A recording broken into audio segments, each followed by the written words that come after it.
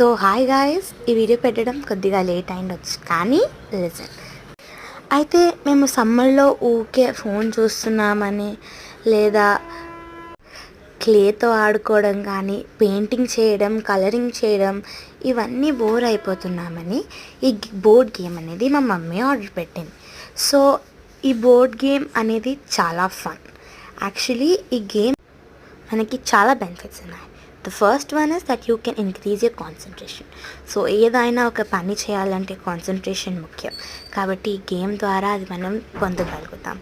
So if you play this game, you can also get exercise of your muscles, of your fingers. అలాగే ఏ age group అయిన వాళ్ళైనా ఆడొచ్చండి.